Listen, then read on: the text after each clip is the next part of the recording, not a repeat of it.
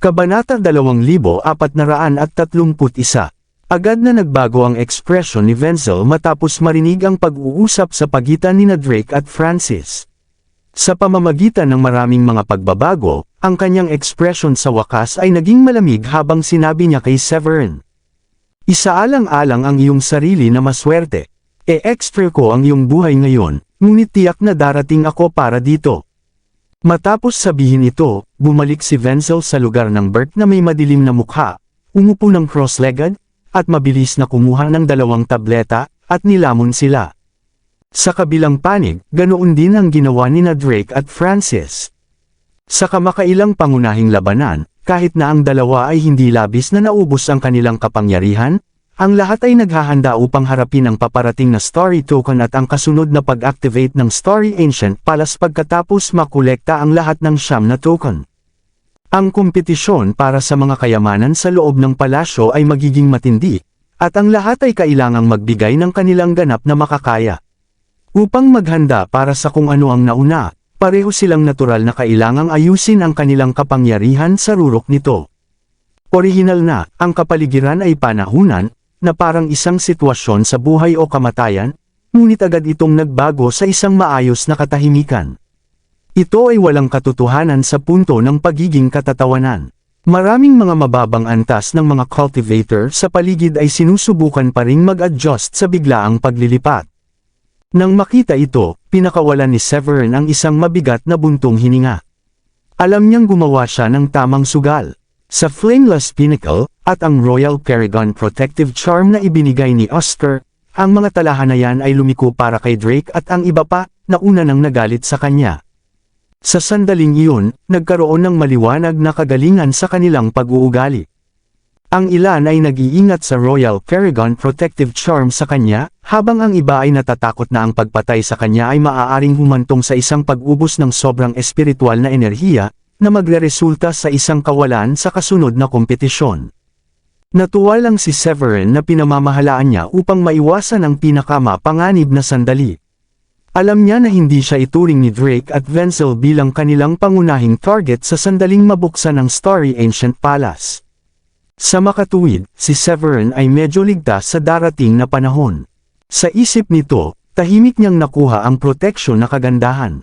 Mabilis siyang kumuha ng isang tableta at kinain ito upang muling lagyan ng enerhiya ang kanyang espiritual na enerhiya. Bigla, ang isang nakakakilabot na pagtawa ay lumusot sa hangin. Haha, anong awa, naisip kong masasaksihan natin ang pagkamatay ng ilang saintman o banal na tagapagmana.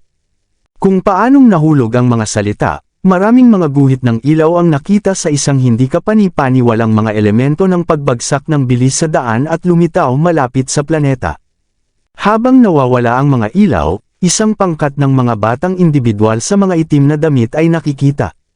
Kabilang sa mga ito, ang isa sa unahan ay isang tao sa kanyang 30s, na may isang marangal na hitsura, isang mahusay na binuo na katawan, at isang aura ng isang antas na 7 paragon na nagniningning tulad ng isang beacon sa kadiliman, na nagpapaliwanag sa paligid ng milya.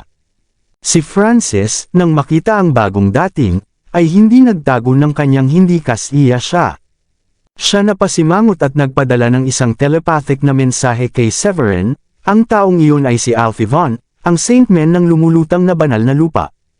Pagkatapos ay idinagdag niya, ang lumulutang na banal na sagradong lupa ay palaging nakikipag-ugnay sa sagradong lupain ng Grundy 1. Agad na naintindihan ni Severin kung ano ang ibig sabihin ni Francis. Tumango siya sa pagkilala at pinili na huwag nang magsalita pa.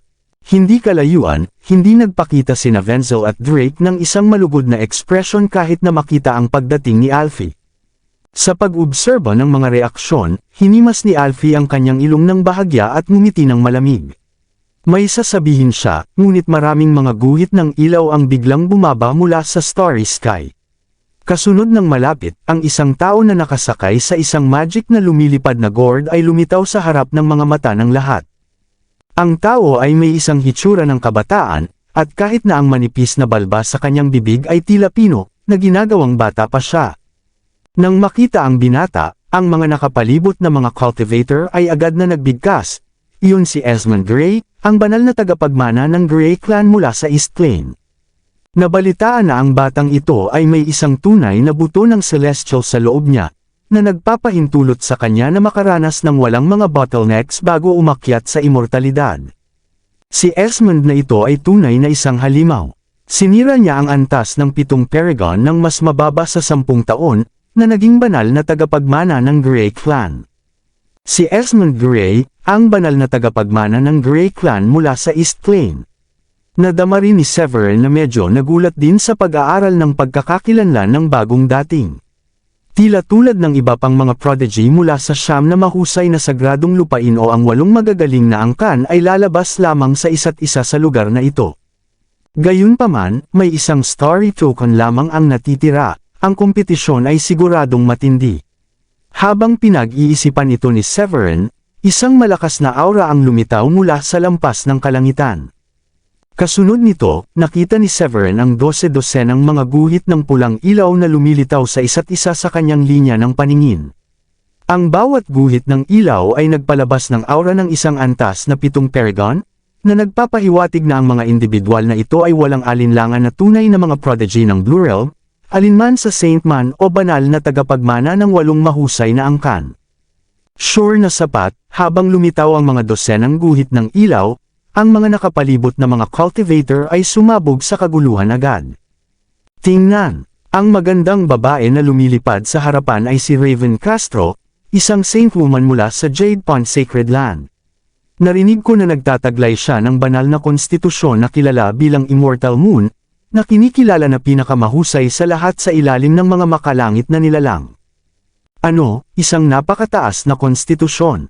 Ang kataas-taasang ninuno ng Paragon ng Jade Pond Sacred Land ay tinitrato si Raven tulad ng isang kayamanan, hindi pinapayagan siyang lumahok sa anumang mga pagsubok o makipaglaban para sa mga pagkakataon. Kaya't nakakagulat na makita siya rito sa Starry Sky Battle Space. Ang isang lumilipad sa pangalawang posisyon ay si Dunity Clem, ang Saint Man ng Darklight Sacred Land. May mga alingaw-ngaw na ang kanyang talento ay pambihira, at naaktibo niya ang isa sa nangungunang 10 banal na konstitusyon, at hindi kilalang espiritu, na pinapayagan siyang kopyahin ang anumang banal na pamamaraan. Kasunod ni Dunity ay si Gresham Fleming, isang Saint Man mula sa Sacred Land. Siya ay lumaki na prodigy.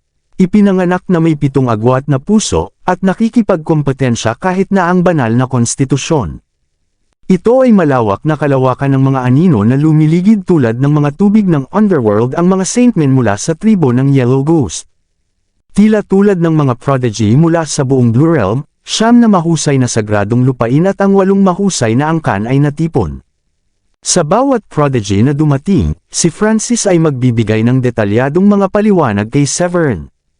Si Raven ay mula sa Jade Pond, si Alfie ay mula sa lumulutang na banal na lupain, si Dunity ay mula sa Darklight, si Gresham ay mula sa Primordial. Pati na rin ang mga banal na tagapagmana mula sa 8 mahusay na angkan ng East Plain, ang Joel Clan, ang Cain Clan, ang Clan ng Menzie, ang Hubbard Clan, ang Grey Clan, at ang Padilla Clan bukod sa iba pa. 12-12 ang antas ng 7 mga prodigy na Paragon ang bumaba, kasama ang mga alagad mula sa iba't ibang mga pangunahing sagradong lupain. Agad na, ang isang beses na nag-iisa na planeta ay naging masigla at nakagaganyak. Nakaharap sa napakaraming antas ng 7 Paragon, hindi maiwasang mapigilan ni Severin ang presyon. Maingat niyang na-activate ang Flameless Pinnacle, na naghahanda para sa isang potensyal na labanan sa anumang sandali. Di nagtagal pagkatapos dumating ang pangkat na ito ng mga prodigy, ang Starry Token ay nanginig na may nakasisilaw na ningning, upang mapahina ang nakapalibot at mapawalang bisa ang mga restriction. Sa pamamagitan ng isang malalakas na echo, at sa pamamagitan ng pagwalang bisa, ang token ay biglang sumabog sa isang maliwanag na liwanag, na bumababa mula sa kalangitan tulad ng isang nagliliwanag na araw. Ang lahat na nakasaksi sa eksenang ito ay napagtanto na ang Starry Token sa wakas ay lumitaw. Ang pormasyon ay kumalas, at ang mga astral na hangin ay dumaan. Sa sandaling iyon, ang isang maliwanag na liwanag ay biglang lumitaw malapit sa planeta. Nakikikita ito, si Francis na nakatayo sa tabi ni Severin, ay nakipagkomunikasyon sa kanya sa pamamagitan ng Divine Sense. Severin, makipagtulungan ako sa iyo mamaya. Sa sandaling natapos na siyang magsalita, sumabog siya sa kanyang antas ng 7 Paragon Aura. Siya ang unang sumulong sa pormasyon, na nagbago sa isang malabo habang nagmamadali siya patungo sa bagong litaw na token. Hindi kalayuan, si Alfie ang Saintman mula sa lumulutang na sagradong lupain ay tumingin kay Francis, at gumawa ng kanyang pagkilos at malamig na ngumisi. Hiem, ang token na iyon ay kabilang sa lumulutang na banal na lupain. Habang nagsalita siya, itinaas niya ang kanyang kamay at naglunsad ng isang suntok kay Francis. Ang nakasisindak na puwersa ng suntok ay tulad ng isang bundok na bumagsak, na tinusok ang maraming mga starry layer. Sa kabilang dako, sa loob ng lugar ng Burke clan, nakita ni Wenzel na lumitaw ang token at agad na nagbigay ng mga order sa kanyang mga miyembro ng angkan. Antala ang iba hanggat maaari para sa akin. Ang token na iyon ay nakalaan upang maging akin. Sa karamihan ng angkan ng Menzi, si Algernon ang banal na tagapagmana ng Menzi clan ay sabik at masigla. Bumaril siya sa isang guhit na parang ilaw. Sa susunod na sandali, ang isang malawak at labis na aura ay sumabog sa kalapit na starry space tulad ng isang pagbagsak ng bundok at pagbaha sa dagat. Nang walang pag-aatubili, itinaas ni Algernon ang kanyang kamay at tinawag ang isang 7 talampakan na espada. Isang gintong liwanag na umuugong sa buong espada. Ang aura ng isang piling kalidad na espiritual na kayamanan na nagkakalat mula sa espada, na nagdudulot sa mga cultivator sa loob ng 12 ng milya na pakiramdam na parang isang hindi nakikita na talim ay pinuputol ang kanilang balat, na hinahabi ang kanilang buhok. Ang pagkakaroon ng pagsugod ng maraming dosenang yarda, mabilis na nakipag-usap si Algernon sa pamamagitan ng Divine Sense sa mga miyembro ng Menzi, at kay Blake, bilhan niyo ako ng ilang oras. Sa sandaling iyon, hindi lamang si Algernon kundi pati na rin si Gresham at iba pa ay kumilos. Halos lahat ng mga prodigy mula sa mga pangunahing puwersa sa Blue Realm, na nakarating lamang malapit sa planeta, ay nagsimulang kumilos. Nakita ni Severin si Raven, ang Saint Woman mula sa Jade Pond Sacred Land, na gumawa ng isang simpleng kilos. Kaagad, isang ribbon na may kulay na bahaghari na material na wala sa manipis na hangin. Ang laso ay nakipag-ugnay sa paligid niya, na naglalabas ng isang kakilakilabot na aura na nagpadala ng nakakakilabot sa mga kaluluwa ng mga naruroon. Nang walang pag-aalinlangan, ang laso ay isang piling kalidad na kayamanan na espiritual. Ang laso ay kumikislap ng maliwanag, at may isang mabilis na paggalaw, at lumipad ito ng mabangis at bumangga kay Francis, na siyang unang sumulong sa kalangitan. Sa kabutihang palad, mabilis na kumilos si Francis. Sa sandaling naramdaman niya ang panganib, nagbago siya ng direksyon sa oras lamang upang maiwasan ang pag-atake. Nang makita si Francis na nahahadlangan, naintindihan ni Severin na oras na para sa kanya na kumilos. Una niyang kinuha ang 2 tableta ng Grande Spirit mula sa kanyang storage ring at inihagi sa kanyang bibig. Sa pagpasok ng mga tableta, agad silang nagbago sa dalisay na espiritual na enerhiya ng langit at lupa, na dumadaloy sa bawat bahagi ng kanyang katawan. Nararamdaman ang malakas na kapangyarihan sa loob niya, itinaas ni Severin ang kanyang kamay at tinawag ang Flameless Pinnacle. Ang kanyang figure ay bumaril patungo kay Francis tulad ng isang guhit ng kidlat. Pagdating sa kay Francis, malumanay na itinapon ni Severin ang Flameless Pinnacle sa hangin.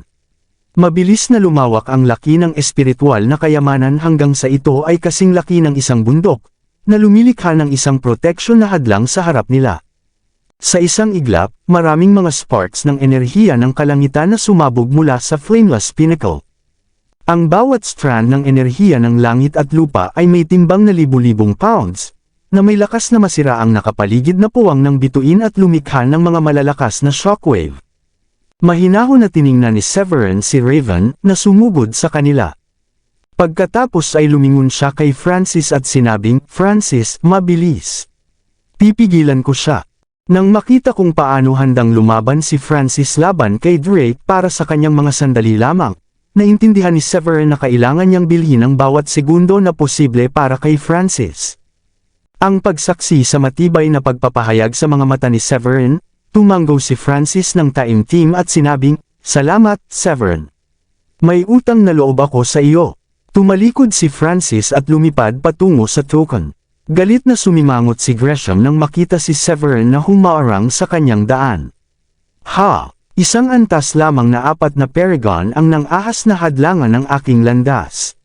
Sinabi niya na hindi ko nais-nais. Bagaman narinig ni Gresham ang reputasyon ni Severin at naobserbahan ang labanan sa pagitan nina Severin at Wenzel sa pamamagitan ng banal na pandama bago dumating, sa mga mata ng isang saintman mula sa isang sagradong lupain na tulad niya, ang lakas ni Severin ay ordinaryo lamang, sa pinakamahusay na umabot sa antas ng isang pangunahing alagad. Sa opinyon ni Gresham, ang kadahilanan na sumuko sina Drake at Wenzel ay dahil sa kanilang takot sa Royal Paragon Protective Charm at bahagyang walang paggalang kay Francis. Orihinal na, si Gresham ay hindi binigyan ng pansin ang tulad ng isang mababang antas na mahina, lalo na isinasaalang-alang na ang primordial na sagradong lupain ay walang koneksyon kay Severin. Gayunpaman, ang hindi inaasahang pagharang ni Severin ay pinansin ng galit ni Gresham. Mamatay ka! Matapos ang galit na sigaw, itinaas ni Gresham ang kanyang kamay at itinapon ang isang suntok kay Severin. Ang ningning ng suntok na iyon ay kahawig ng isang nagliliyab na araw, at ang mapanirang aura na inilabas nito na ginawa kahit na si Severin ay nakakaramdam ng paghihigop. Gayunpaman, tumayo si Severin sa kanyang lupa, na hindi gumagalaw ng 1 pulgada. Si Severin ay likas na minanipyala ang kapangyarihan ng langit at lupa sa loob ng kanyang katawan, na tinatanggap ito ng walang ingat sa Flameless Pinnacle sa itaas ng kanyang ulo. Ang gintong ningning ng Flameless Pinnacle ay sumabog. Matapos lumipas ang shockwave, agad na napahiya si Gresham nang matuklasan niya si Severin ay hinaharangan pa rin ang kanyang landas. Kailan pa ang isang antas ng 4 na Paragon tulad ni Severin ay naglakas loob na tumayo sa paraan ng isang saintman na katulad ko? Nagtataka siya. Kasabay nito, si Wenzel ang banal na tagapagmana ng angkan ng Burke, na dumating sa harapan, ay ngumisi. Bakit ka nang abala? Ang titig ni Wenzel patungo kay Severin ay walang malasakit, na parang nakatingin siya sa isang patay na tao. Ang huling token ay lumitaw, at ang dosina o kaya mga prodigy na hindi nabigo na sakupin ng token ng mas maaga ay sabik na makipagkompetensya para dito. Maliban kay Tristram mula sa North Sea Barbaric Clan, ang kontemporaryong Buddhist monk na si Cypress, mula sa Great Thunderbeat Temple sa West Region, Cain Clan mula sa East Plain, at ang ilang mga saintmen mula sa lumulutang na sagradong lupain na nanatiling nakatayo kung nasaan sila, ang nalalabi sa mga cultivator ay naayos ang kanilang mga mata sa Starry Token. Sa sandaling iyon, hinaharangan ni Severin ang kanilang landas sa mahusay na paraan. Kaya, walang paraan na ang iba pang mga cultivator ay papayagan siya ng madali. Lalo na si Drake, na nagbabadyan ng hangarin sa pagpatay kay Severin. Pagdating malapit sa planeta, hindi siya nagsalita ng isang salita. Sa halip, tinawag niya ang kanyang espiritual na kayamanan, isang gintong halberd at hinampas ito patungo sa kay Severin. Ang pag-atake mula sa halberd ay hindi kapani-paniwalang mabangis, at napunit ang espasyo ng Starry Sky, at sinira ang pormasyon, na lumilikha ng hindi mabilang na mga puwersa ng elemento tulad ng lupa, tubig, hangin, apoy, at 9 heavens gang wind. Kasunod ng pag-atake ni Drake, pinakawalan din ni Wenzel, Algernon, at iba pa ang kanilang mga nakamamatay na galaw.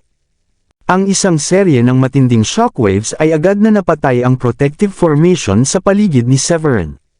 Nahaharap sa pinagsama-samang pag-atake mula sa napakaraming mga kaaway, kahit na sa pagtatanggol ng Flameless Pinnacle, nadama ni Severin na parang siya ay nasaktan ng labis, na nagdulot ng dugo mula sa mga sulok ng kanyang bibig. Sa kabutihang palad, hindi na niya kailangang magtiis ng mas matagal. Si Francis, na nakarating na sa token, ay gumawa din ng kanyang pagkilos.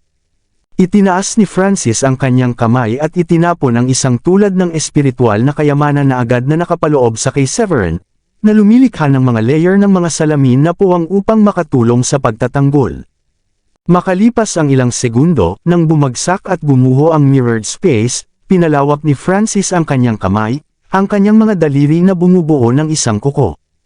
Ang isang hindi nakikita na puwersa ay sumabog, at ang huling Starry Token ay nahulog sa kanyang kamay. Sa sandaling nakuha ni Francis ang ika-9 na token, biglang nadama ni Severin ang token na nakaimbak sa kanyang storage ring na hindi makontrol. Walang isang segundo ang lumipas, ang token ay bumaril mula sa kanyang storage ring. Hindi lamang ito nangyari kay Severin, ngunit ang iba pa na nagmamay-ari din ng mga token ay nakaranas ng parehong kababalaghan. Ang 9 na token ay nagtipon sa kalangitan, at pinagsama sa isa, at agad na lumilikha ng isang maliwanag na pagbaril ng starlight. Ang starlight na ito ay tinusok sa pamamagitan ng kawalan ng laman, at pagbubukas ng isang portal na walang proteksyon. Maraming salamat sa lahat ng sumusubaybay. Please subscribe and follow my YouTube and Facebook channel, Filipino Novel. Maraming salamat po. Kabanata 2435. Sa loob ng nagliliwanag na starlight, mayroong isang malabong imahe ng multo ng isang sinaunang palasyo na nagmula sa void. Pinahinto ng lahat ang kanilang ginagawa at walang tigil na tumangala nang makita nila ang nangyayari. Iyon ba ang Starry Ancient Palace? Ito talaga ang Starry Ancient Palace. Ayon sa alamat, ang lugar na ito ay ang pinakamahiwagang lugar sa buong Starry Sky Battle Space. Sinabi nila na ang pagkakataon na umakyat sa immortalidad ay nasa loob nito. Pag-akyat sa immortalidad, lahat ay naghuhumaling sa tuwa. Kahit na ang mga katulad ni Drake, Gresham, at iba pa na nakipaglaban-laban kay Severin ay nakasuot ng ekspresyon ng kagalakan sa kanilang mga mukha. Pinigilan nila ang kanilang pag-atake kay Severin. Sa ilalim ng tingin ng lahat, ang sinaunang palasyo ay unti-unting lumipat mula sa hindi maunawaan hanggang sa tunay, na nagiging mas malinaw sa bawat pagpasa ng pangalawa. Ito ay sa sandaling iyon na makikita ni Severin ang buong hitsura ng sinaunang palasyo. Ito ay ganap na nilikha mula sa isang hindi kilalang material na tanso, na napakalaki at kahanga-hanga, matataas sa itaas ng starry sky. Ang hindi mabilang na mga starlight ay sumabog mula rito, na parang naglalaman ng isang buong kalawakan sa loob, na nagmula sa isang sinauna at nag-iisa na aura mula sa oras na hindi napapanahon. Habang ang Starry Ancient Palace ay ganap na nabuo, hindi mabilang na mga void sa paligid nito na nag-iisa, na parang tinatanggap ang pinakamahiwagang sagradong lugar sa buong kalangitan. Ang mga guhit ng starlight, na parang bumabagsak mula sa Milky Way, ay mabilis na naghanda ng daan, na bumubuo ng isang marilag na kalsada sa gitna ng lugar. Ang mga prodigy sa paligid ay agad na humakbang dito ng walang pag-aatubili. Sa unahan, tumalikod si Francis at tiningnan si Severin, at masayang sinasabi, "Severin, bilis na pumasok ka." Dahil lumitaw ang Starry Ancient Palace, ang lahat ng mga prodigy ay nakatuon ang kanilang pansin sa pag-agaw ng pagkakataon na maging walang kamatayan. Sa sandaling iyon, walang tila interesado na labanan si Severin o Francis. Maging sina Wenzel at Drake, na nagbubunga ng malalim na puot kay Severin, ay nawala mula sa harap niya. Nang marinig ang sinabi ni Francis, tumanggaw si Severin at sinundan siya papunta sa Starry Road. Nagpapatuloy siya sa kalsada, na tila pinahiran ng Milky Way, at pumasok sa mga pintuan ng Starry Ancient Palace. Sa harap ng mga pintuan, may nakatayo na isang itim na monumento na bato. Ang bantayog na ito ay lumubog sa mga ulap, na marilag at malawak, na parang isang banal na bundok na nakaangkla sa starry sky. Nang lumapit si Severin sa monumento, natuklasan niya na ang mga pangalan ay nakasulat dito. Kung paanong nalilito si Severin sa kung ano ang ibig sabihin ng mga pangalang iyon, may biglang sumigaw, na binigyan siya ng sagot sa kanyang tanong. Tila, ito ang ranggo ng All-Era Prodigy rank. Ang pagraranggo na ito ay lumitaw mula noong kapanganakan ng Starry Sky Battle Space. Sinasabing naitala ito mula pa noong unang panahon, na nagdodokumento ng mga pangalan ng lahat ng mga prodigy na pumasok sa Starry Sky Battle Space mula pa noong sinaunang panahon. Nagtataka ako kung saan tayo nakaranggo sa listahang ito. Narinig ko na ang Rogue Cultivator na nakakuha ng pagkakataon na maging isang walang kamatayan ilang daang taon na ang nakalilipas ay naiwan ang kanyang sariling banal na kasulatan ng pilosopiya sa pagraranggo. Siya rin ay nakaranggo na napaka-prominent. O Diyos ko, naiinggit ako sa kanya. Ang sinumang may pangalan sa buong panahon na ranggo na ito ay nakalaan upang maging isang kataas-taasang ninuno ng Paragon o kahit na umakyat sa immortalidad. All-Era Prodigy Rank, si Severin na natutunan ang tungkol sa pinagmulan ng monumento na bato na ito, ay nagulat. Hindi niya inaasahan na ang tila ordinaryong monumento na ito ay may isang makabuluhang kasaysayan. Tumingin si Severin sa mga pangalang nakasulat sa monumento. Ang unang pangalan na nahuli ang kanyang mata ay si Leopold Savage, na sinundan ng mga tala na nagdedetalye ng kanyang talento at lakas sa oras ng pagpapahiwatig ng kanyang pangalan. Si Leopold Savage, Supreme Paragon Immortal Body, ay bumagsak sa antas ng 8 Paragon sa edad na 31, natalo ang 3 mga kapantay sa parehong antas sa loob ng Starry Ancient Palace, at nakakuha ng isang pwesto sa ranggo ng Prodigy, at nakatanggap ng isang gantimpala ng pag-unawa ng isang strand ng pilosopiya ng Starry. Kasunod sa malapit, ang pangalawang ranggo na individual ay isang tao na walang pangalan. Anonymous, Jos Panbon, natalo ang 9 na mga kapantay sa parehong antas sa loob ng Starry Ancient Palace, pinigilan ng isang celestial demon, at naintindihan ng isang strand ng celestial na pilosopiya, na secure ang isang lugar sa ranggo ng Prodigy, at nakatanggap ng isang gantimpala ng isang strand of light of the galaxy. Mabilis na naskan ang mga pangalan at pagpapakilala ng nangungunang 10 Rankings, at hindi niya kayang tumulong. Hindi nakakagulat na ang lahat ng mga alagad na nasa paligid niya ay sabik na pumasok sa All-Era Prodigy rank. Ito ay ang sinumang may pangalan sa monumento ng bato ay walang alinlangan na makatanggap ng mga gantimpala sa loob ng Starry Ancient Palace. Ang mga gantimpala ay magkakaiba, mula sa tuktok na baitang ang banal na kasulatan ng pilosopiya at liwanag ng galaksi hanggang sa mas karaniwang mga gantimpala tulad ng kapangyarihan ng kalawakan. Nang walang pagbubukod, ang sinumang may pangalan sa ranggo ay hindi maiiwasang tumaas, na may pinakamababa sa pagiging isang powerhouse na antas ng Supreme Paragon. Si Severin ay sabik na subukan ito, upang makita kung ang kanyang talento ay makakapag-secure ng isang lugar sa pagraranggo at kung anong uri ng mga gantimpala ang maaaring makuha niya. Gayunpaman, bago siya makagawa ng isang pagkilos, isang bagong pangalan ang biglang lumitaw sa monumento sa harap niya. Drake Wormthorn, 9-clawed Golden Dragon Bloodline, inapo ng isang celestial monsteroid, 30 taong gulang lamang, antas na 7 Paragon, na nireranggo sa ika-72 sa isang iglap na pag-aalsa, na ginantimpalaan ng mga manunood nang nakita nila kay Drake ang gantimpala ay ang Light of Galaxy. Wow! Ito ang ilaw ng kalawakan na pinag-uusapan natin. Kung mapino, katumbas ito ng pagkakaroon ng koneksyon sa mga bituin sa nakapalibot na langit. Ito ay tulad ng pagkakaroon ng banal na tulong kung nais ng isang cultivator na sumipsip ng kapangyarihan ng kalawakan o linaw na mga kaugnay sa mga diskarte na may kaugnayan sa banal na kaugnay sa hinaharap. Hindi ko inaasahan na mabilis itong gawin ni Drake, at kung ano pa ang ranggo niya ng 72. Oo, sa gitna ng mga exclamations, isa pang dosenang linya ng mga karakter ang dahan-daang lumitaw. Nakita ni Severin ang mga pangalan ni Wenzel, Algernon, Raven, at iba pa. Wenzelberg, celestial na may hawak ng bloodline, 32 taong gulang, antas ng 7 Paragon, na nireranggo sa ika-201 sa ranggo ng Prodigy, ginantimpalaan ng isang kumpol ng kapangyarihan ng kalawakan. Raven Castro ang pinakamataas na ranggo ay si Raven at Dunity, na pumasok sa tuktok na 20, na nakagulat kay Severin. Isinasaalang-alang ang mga talento ni Dunity at Raven, ang ranggo na ito ay tila hindi inaasahang mababa.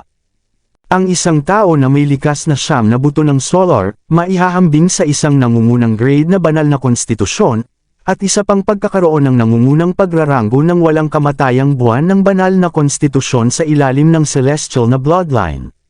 Gayunpaman, sila ay nireranggo lamang sa tuktok na 20. Paano hindi mabigla si Severin? Nagtataka ako sa kung anong ranggo ang makukuha ko ungol ni Severin sa kanyang sarili. Pagkatapos ay itinuro niya ang kanyang espiritual na enerhiya patungo sa monumento. Sa susunod na sandali, ang kanyang pangalan ay dahan-daang lumitaw sa All-Era Prodigy rank.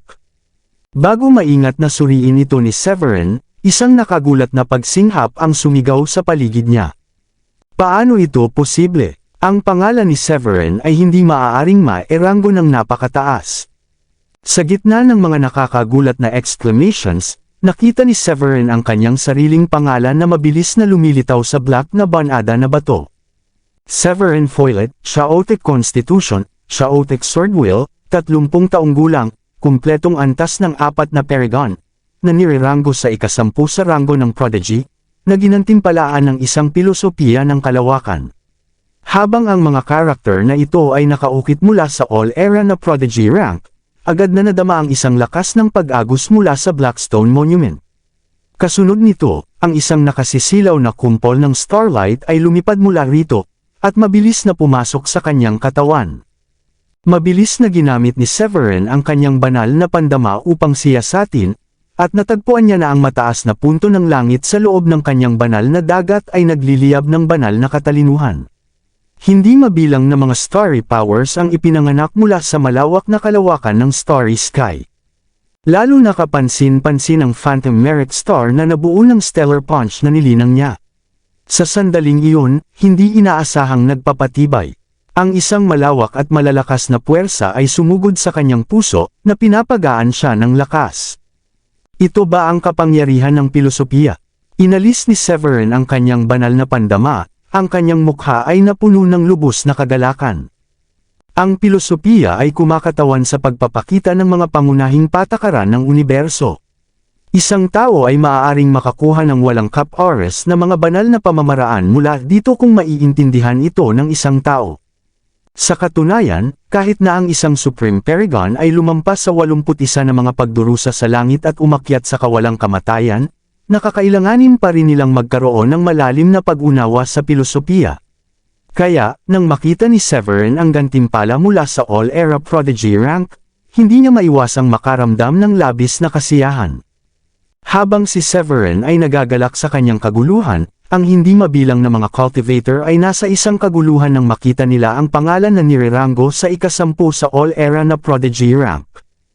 Ano, ang ika-10 lugar? Kahit na sina Raven at Dunity, na parehong may talento sa kanilang sariling mga larangan, ay halos hindi ito ginawa sa pinakamataas na 30.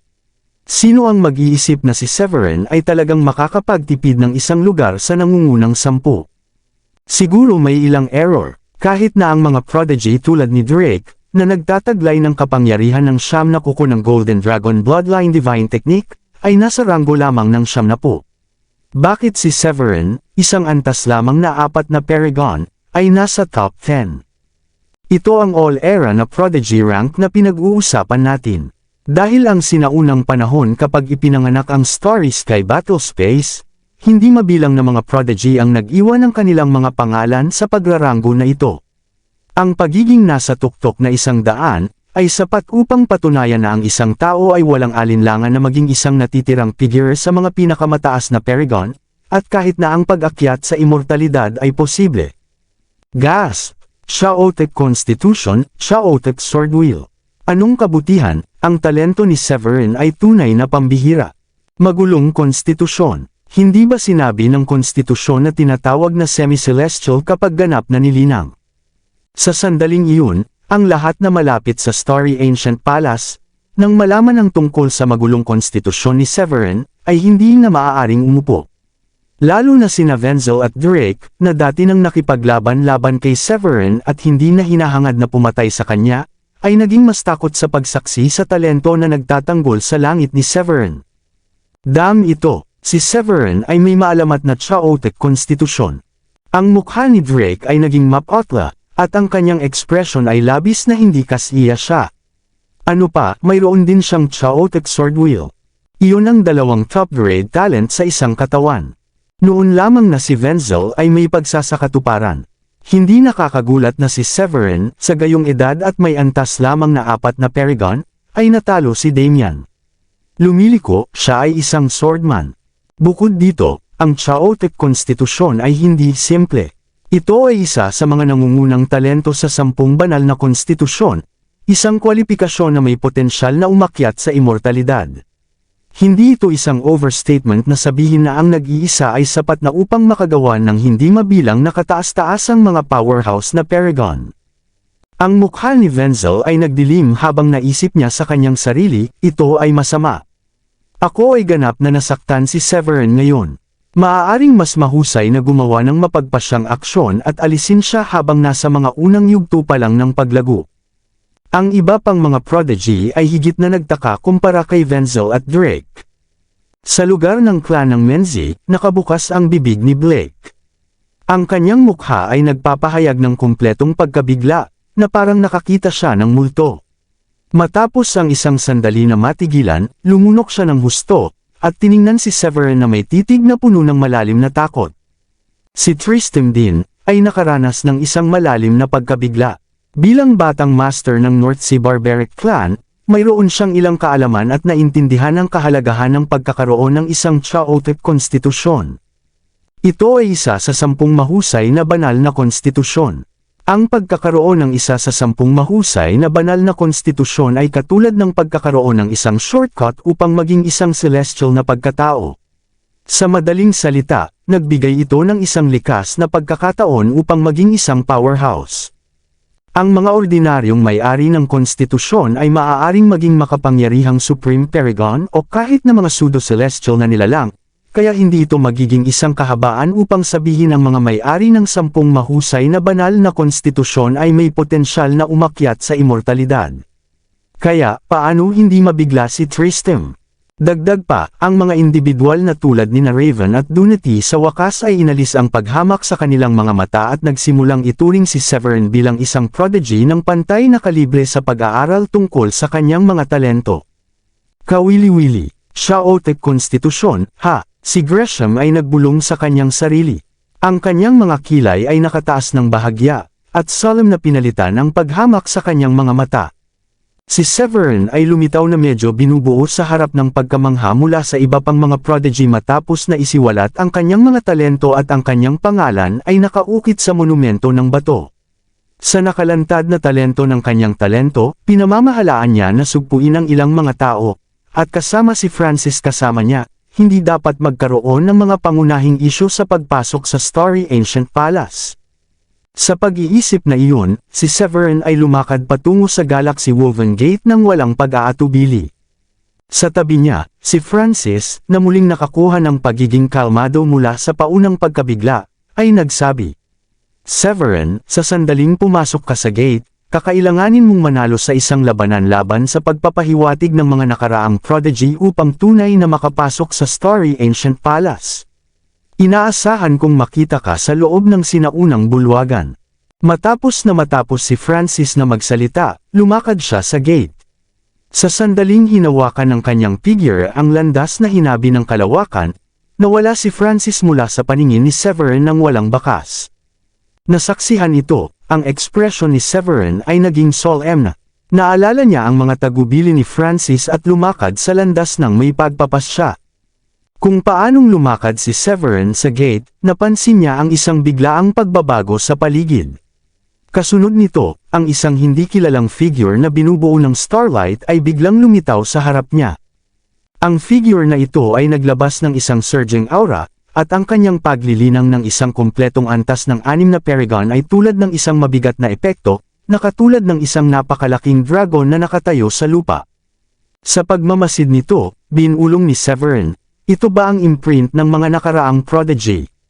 Sa sandaling natapos na niya ang pagsasalita, ang malabo na figure na mukha nito ay hindi maiiwasan na mag-swift papunta sa kanya. Ang isang nakasisindak na aura ay agad na lumusot sa buong puwang. Nakita ni Severin ang landas sa ilalim niya, na pinagtagpi ng hindi mabilang na mga kalawakan, na sira at bumuo sa isang iglap na nagpapadala ng isang malakas na gust ng magulong enerhiya.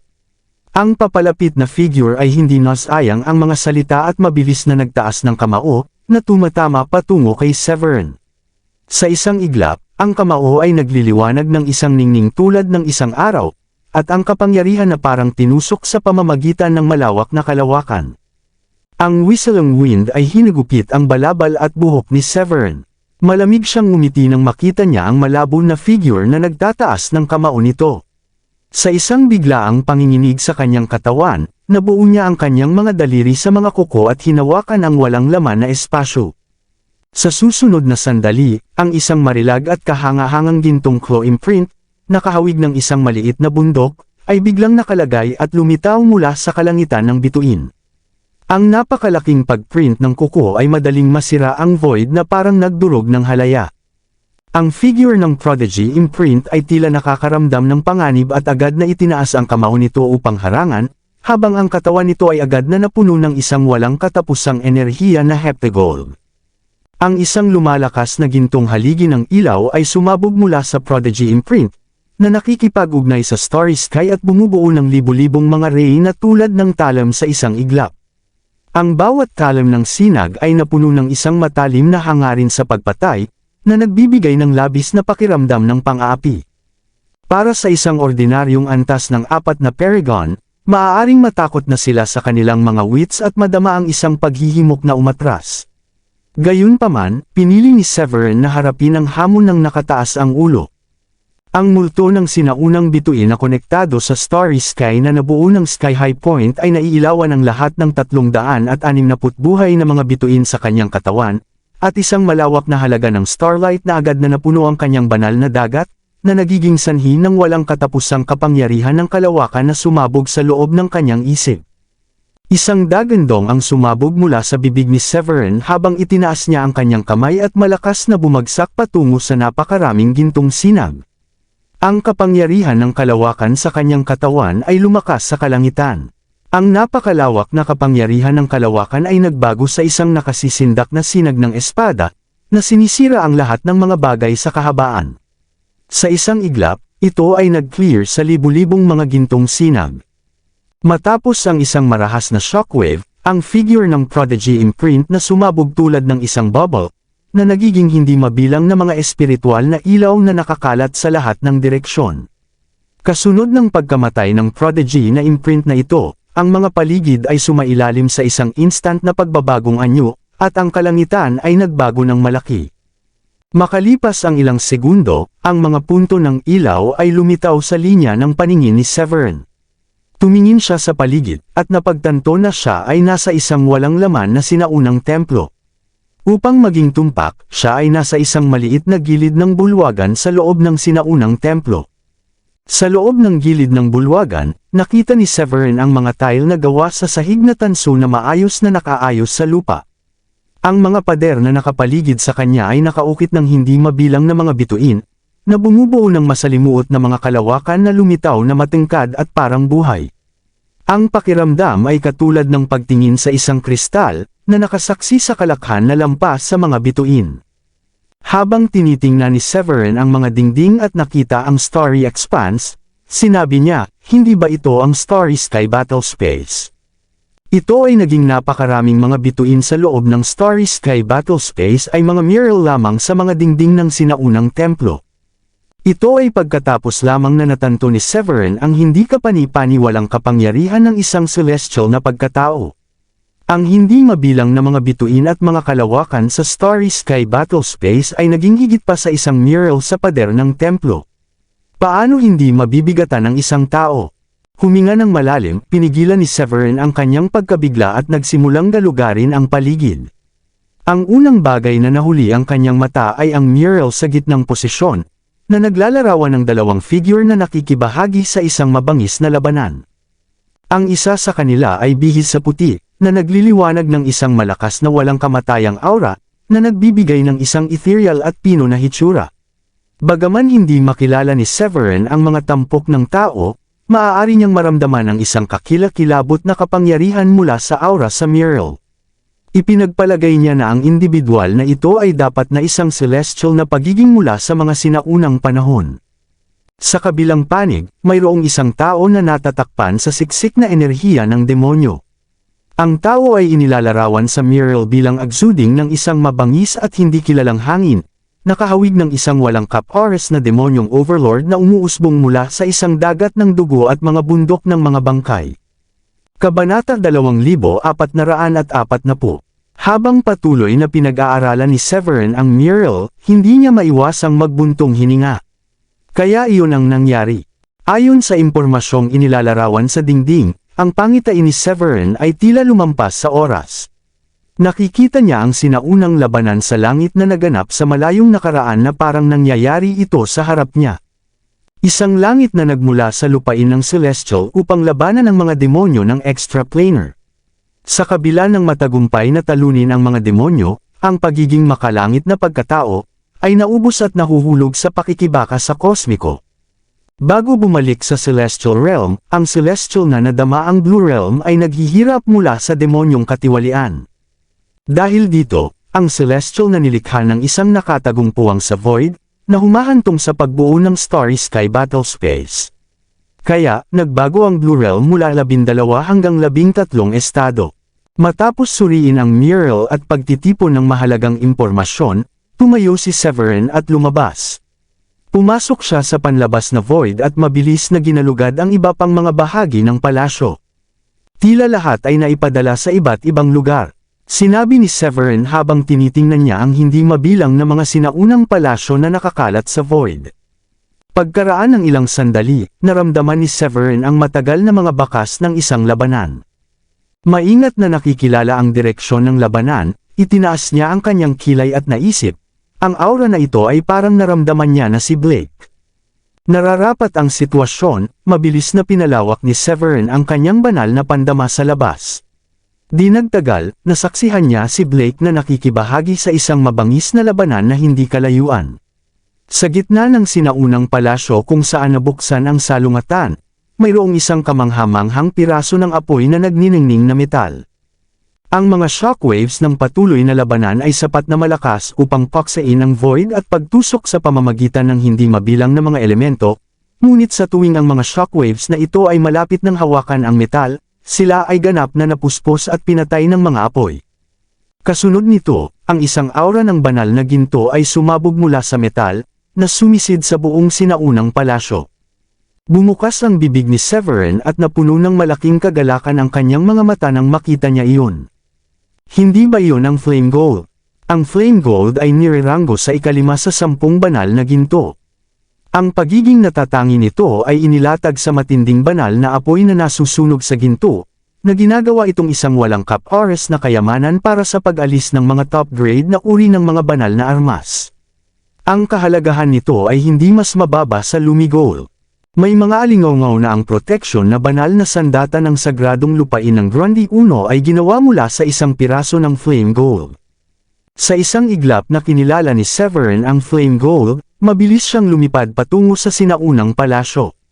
Ang 10 banal na ginto ay mga kayamanan kahit na ang mga Supreme Paragons ay may inggit.